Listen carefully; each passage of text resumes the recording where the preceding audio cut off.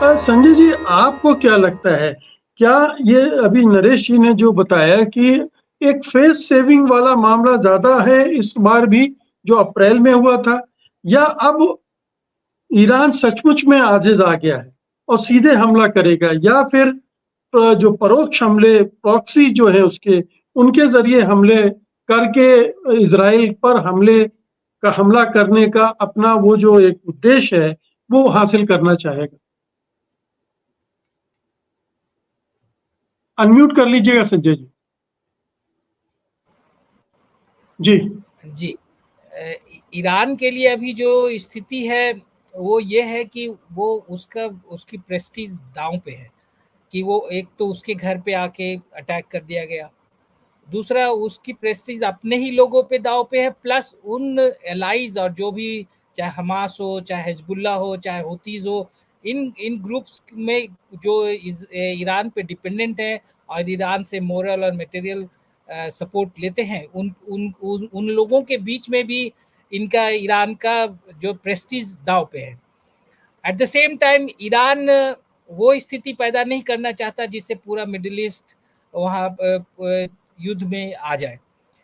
अब यहाँ पे है, अब ईरान अपने अपना टाइम देखकर अटैक करेगा, वो रिएक्शनरी बनकर नहीं। और ईरान एक पर्शिया हम एक सिविलाइजेशनल फोर्स रहा है, तो दे अंडरस्टैंड हिस्ट्री, और वो उसे अपने टाइम से ही वो अगर कुछ कदम उठाना होगा। एट द सेम टाइम जो पैरेलली जो चल रहा है कि 15 तारीख को हमास के साथ फिर एक वार्ता होने वाला है, और उम्मीद है कि अगर उस वार्ता में हमास इजराइल मान जाता है हमास से युद्ध विराम करने के लिए, और इजराइल ये भी मान जाता है कि वो लेबनान में जो हिजबुल्ला है उसके साथ भी युद्ध विराम पे आ जाएगा और कोई अटैक नहीं करेगा, तो ये ईरान के लिए एक फेस सेविंग हो जाएगा। और उसमें ईरान को अटैक करने का जो अभी मन बना रहा है शायद वो नहीं करे। अब मेरे ख्याल से बेस्ट पॉसिबल ऑप्शन जो ईरान अभी ढूंढ रहा होगा यही ढूंढ रहा होगा। दूसरी बात, ईरान ये भी जानता है कि अमेरिका लाख पोस्चरिंग कर ले, अमेरिका भी एक ऊहापोह की स्थिति में है, उसके लिए भी काफ़ी कंफर्टेबल पोजीशन नहीं है। अगर मिडिल ईस्ट में युद्ध हो जाता है तो डेमोक्रेटिक कैंडिडेट्स का जो अभी एक मोमेंटम बना है यूएस में, उनको उसके लिए बहुत बड़ा झटका होगा। और अगर ये अमेरिका अगर ये क्लियरली इंडिकेट कर देता है कि वो एक जो नेतन्याहू जो जेनोसाइड कर रहा है उसके साथ वो खड़ा है, तो जो इसके कोर वोटर्स हैं, डेमोक्रेटिक पार्टी के कोर वोटर्स हैं क्रिटिकल स्टेट्स में, वो बिदक जाएंगे, और फिर ये जो री इलेक्शन का जो इनका बिड है वो भी खत्म हो जाएगा। तो ये सारी स्थितियां बन रही है, उस स्थिति में ये सिचुएशन अभी मिडिल ईस्ट में है।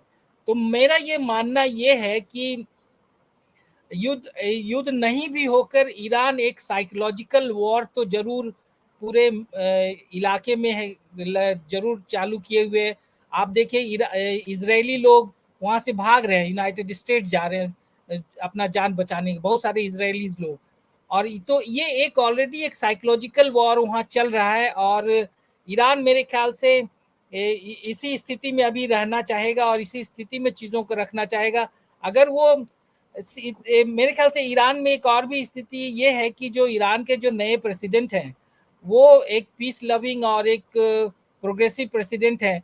उन्होंने साफ बोला था कि जो जब इलेक्शन से पहले और इलेक्शन के बाद भी बोला था कि वो वार्ता करना चाहेंगे, इकोनॉमिक डिप्लोमेसी करना चाहेंगे।